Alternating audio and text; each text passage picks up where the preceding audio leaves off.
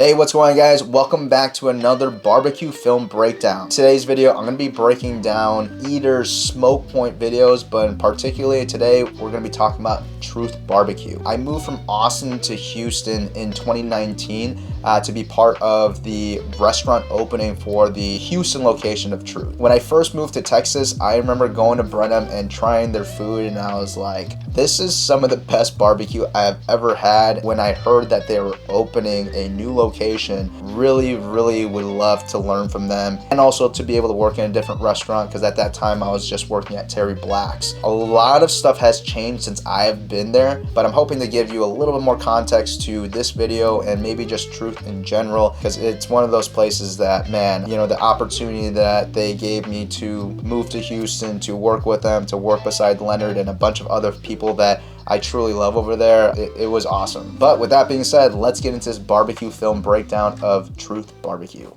So it's about 7:30 in the morning. We get our briskets, pork ribs, all of our proteins for the beginning of the week. We go through and upwards of 500 something briskets a week. I feel bad. It's got to go somewhere. I'll probably be vegan sooner or later. So this literally just came off the truck, and now we're just loading all the inventory back up. They're just gonna unload all these. This is all of our storage for our brisket, sausage, turkey, all of our proteins go in here. So the best thing I think that we had there, where the pit room is and where this walk-in is, where we're getting the meat deliveries, is like right next to each other. It was just so nice that we didn't have to like walk across a restaurant to kind of get there. The first time that we were piling meat on there, we broke one of the racks because there was just too much meat. We had to learn how to rotate product much better and to figure out the best placing for all this kind of stuff, because as you guys can see, the ribs were up top, because I think the first time we did it, we threw a bunch of briskets up top, and I think just the weight of it just kind of collapsed.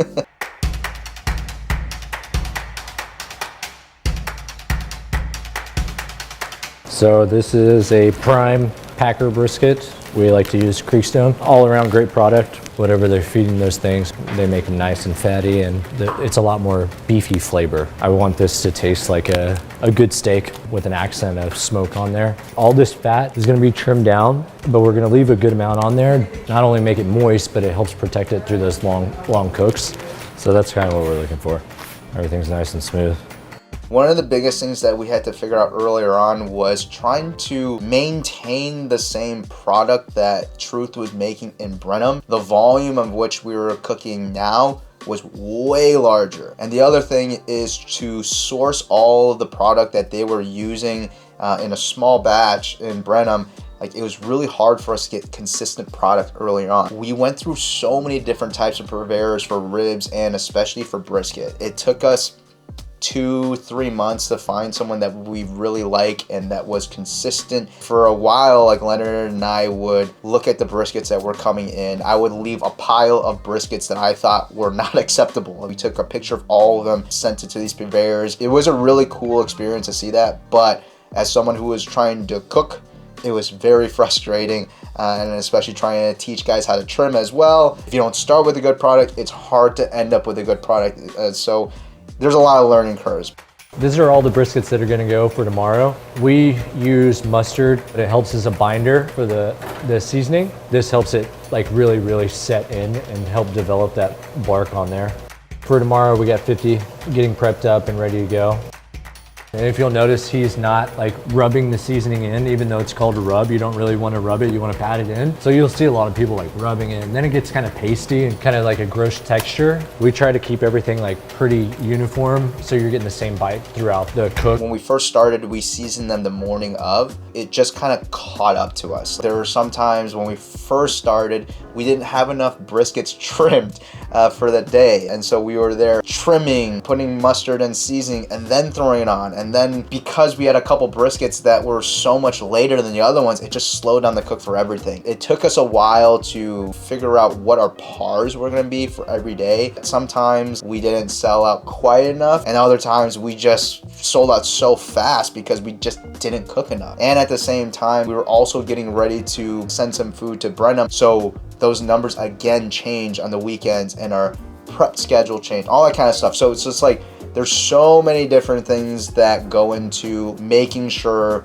every day you're ahead to make sure everything goes nice and smooth. Before we move any further, I want to introduce the sponsor of today's video, ZBiotics. We all have busy lives these days and can't afford to waste a day stuck on the couch because of a few drinks the night before. ZBiotics pre-alcohol probiotic drink is the world's first genetically engineered probiotic. It was invented by PhD scientists to help you feel better the morning after drinking. When you drink, alcohol gets converted into toxic byproducts in your gut. It's this byproduct, not dehydration, that's to blame for your rough next day. ZBiotics produces an enzyme to break this byproduct down. Just remember to make ZBiotics your first drink of the night, drink responsibly, and you'll feel your best tomorrow. I like to go to the gym in the morning, but it's hard to do so after a few drinks the night before. But after taking ZBiotics after a few drinks, I felt as good as new the next morning. So if you want to give it a try, go to zbiotics.com/Knox Ave BBQ or scan the QR code on the screen right now to get 15% off your first order when you use Knox Ave BBQ at checkout. ZBiotics is backed with a 100% money back guarantee, so if you're unsatisfied for any reason,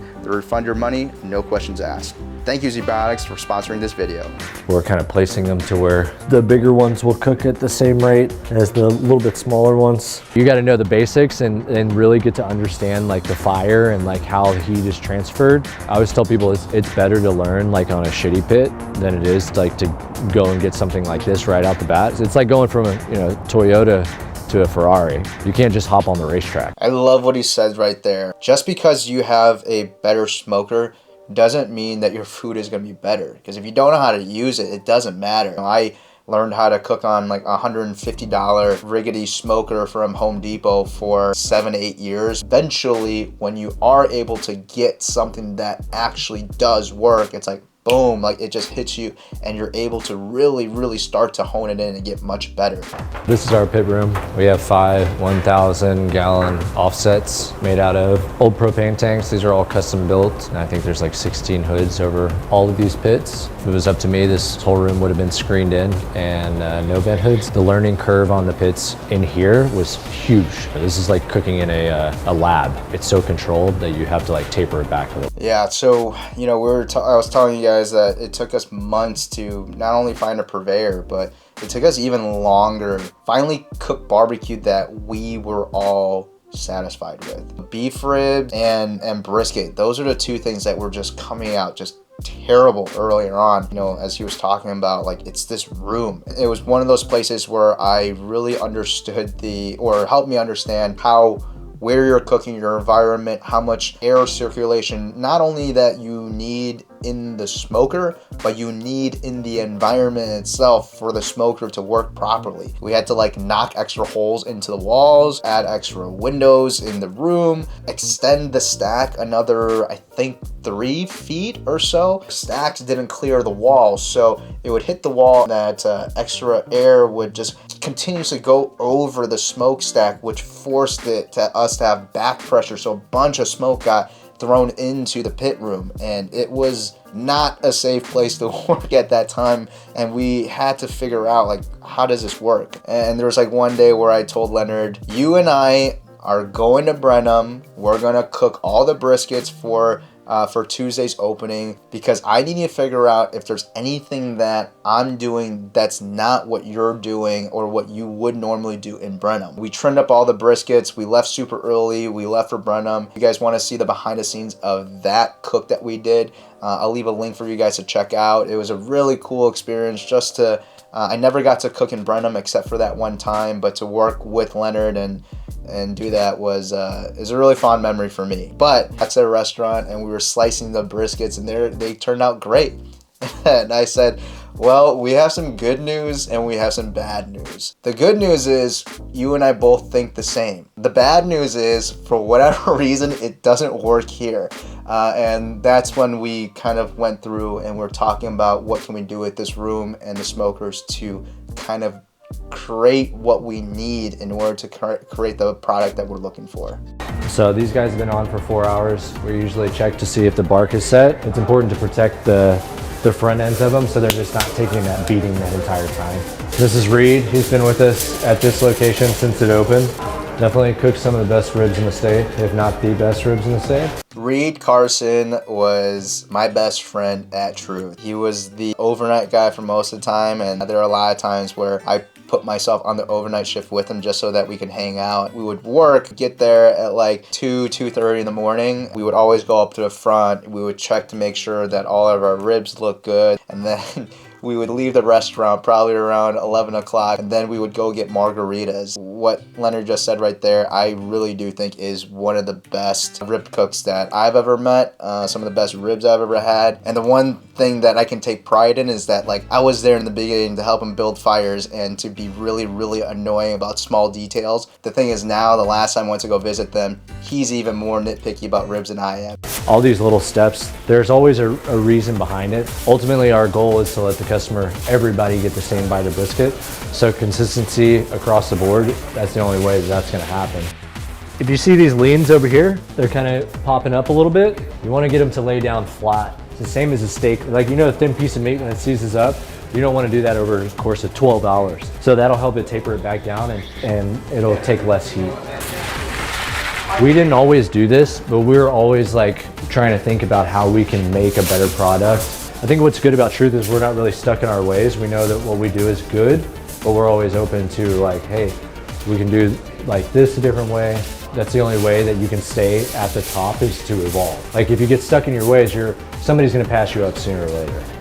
There's a couple of things that they do that, you know, I've said in my videos that I don't always do or I try not to have to use, but sometimes you have to. One is water pans, using the blocking logs and foil tips, and also spritzing too, I guess. And kind of like what Leonard said, he's just looking to evolve. It has to do with the fact that, like, where they're cooking, the room that they're in, is they're really trying to take this environment that they have and control enough factors so that they can get it to where it needs to be. I'm not a huge fan of water pans, but in this case, we had to. These pits in that room tend to cook a little bit hotter. So if we didn't foil tip things, then most likely, unless we baby the fires, like really, really watch it, those edges would burn. If I go to Truth and I'm trying to turn out the best brisket or barbecue that I can, we kind of have to do those things to maintain that level of consistency.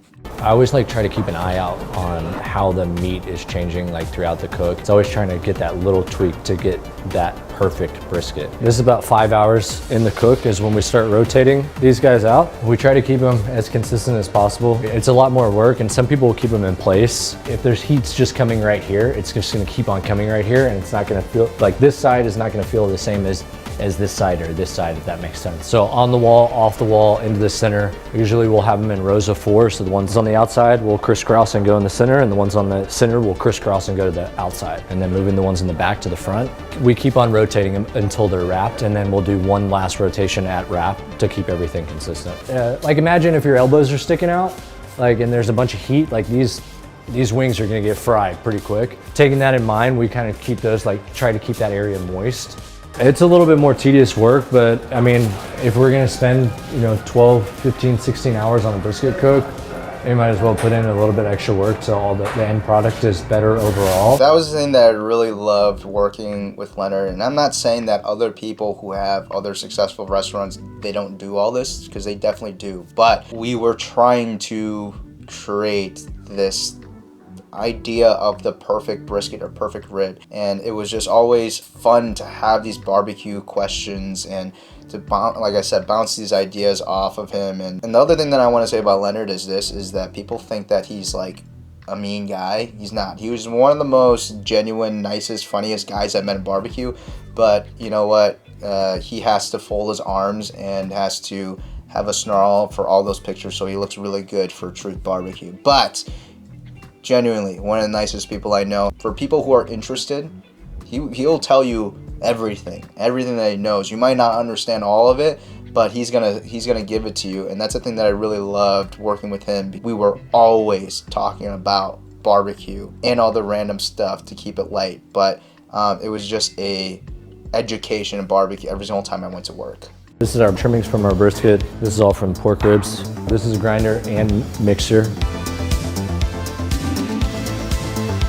So all these sausages that we just got done stuffing, we're hanging them up to dry, so that way that the casing's nice and dried out. If you put them in like a container or anything, they'll start to change colors and the casing won't set very well. This will help extend the life of sausage. These are gonna hang up and dry out for about 48 hours. You know, I made sausage at Terry Black's, but this is the place where I really got a lot of extra practice making sausage. It was really fun to kind of figure out like what's the best way to do all this. Well, how do we do it so that later on when we train other people to do that sausage shift, that the instructions are clear. We were doing all the trimming, we were doing all the cooking, we were doing all the sausage grinding, stuffing, and all that kind of stuff. So it was a lot. There's a lot going on, and I think it's necessary to do all that stuff so that later on when you go to hand it off to someone else, the expectation of how to do something is concise as well. You know, even though I like talking about barbecue a lot and have a lot of details, when you're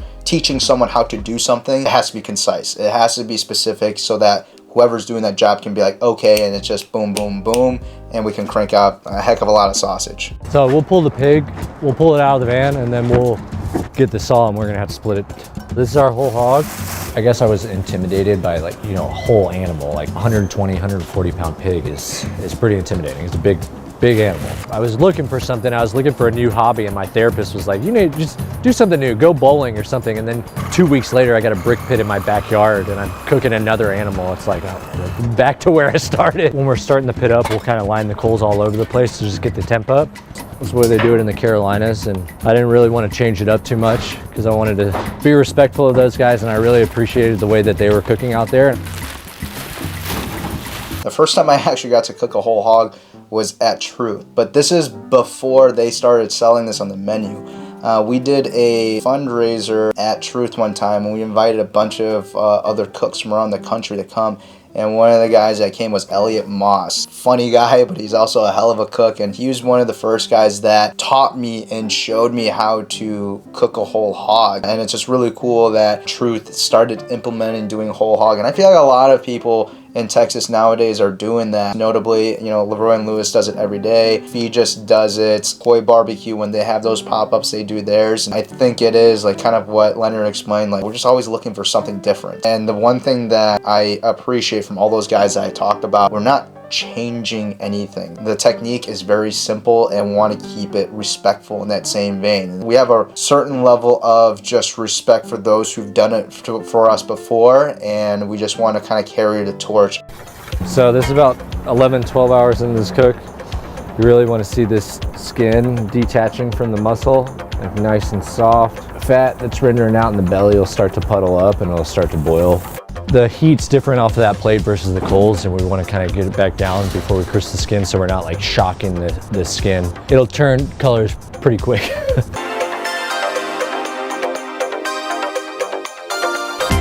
Truth came from, I always wanted to stay true to Texas barbecue. We don't use gas, we don't use rotisserie pits or whatever. I always wanted to do it like authentic and stay true to Texas barbecue. Just doing it the way that it had been done, you know, in like places like Lockhart, places like Louis Mueller, places that actually like paved the way for people like us. I could have put my name on the front door, but ultimately if you want to grow, you're gonna have to have people with you, and I can't cook all the brisket in the world all the time. So luckily we have a great team here, and Truth is all of us versus just one person.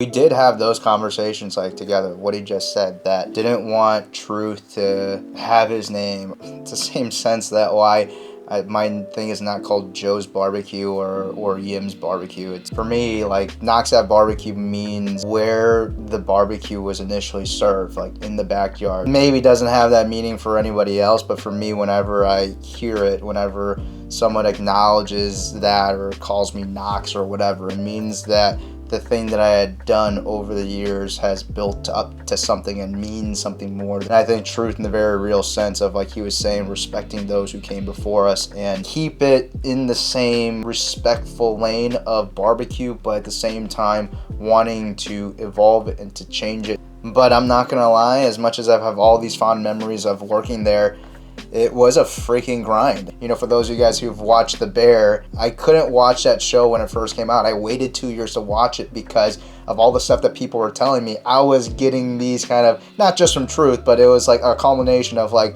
I've been working in barbecue restaurants nonstop since the day that I got there, and visiting other barbecue restaurants, meeting other barbecue people, and it was a collectiveness of all of that, and having a really high expectation of what Truth should be. Like, all of us were just so obsessive, and like it got to a point where I was like, ooh, I'm having anxiety attacks for the first time. I'm having panic attacks when I think about cooking barbecue. It was a lot. The thing that I appreciate the most is them giving me an opportunity to try new things. Be in charge of the pit room, train the trimmers, train guys making sausage, creating the schedule for our pit room guys, trim schedule, the cook schedule, the pars, and all that kind of stuff allows me to do what I'm doing now because I went through that. And if you guys are wondering why Truth BBQ is so respected and renowned around the world, is because it's this level of attention that went into it. You know, earlier on, we were just so gung-ho about like, we need to be number one, we want to be the best and all that kind of stuff. And I think over time, we got better, but we've learned to just kind of be nicer to ourselves. And I think when we did that, the food got better. So if there's any note that I want to give to anybody else who's watching this video, is that be obsessive, give yourself some grace, allow yourself to grow, continue to practice, get better, and eventually you'll get to where you want to be. Because if you don't, you're never going to make it to the top, because it's just too much. And even if you do, being able to maintain that with that same kind of mentality is gonna kill you. All right, guys, so that's the end of this video. I hope you guys enjoyed it. Again, with just, man, just like watching this video brought back so many memories of being at Truth. And I just want to give a shout out to everyone that I was able to work at Truth. Once you work with people in that capacity, you know, you remember those things forever. So I'm very, very grateful for that. If there's any other video like this one that you would want me to break down, and let me know by leaving a link to that video down below. Please don't tell me just like, hey, I want to see this video from this person, because I don't know exactly what video you're talking about. So please leave a link. And if you guys like this video, please make sure to like, subscribe, share this video with your friends, and I'll see you guys in the next one.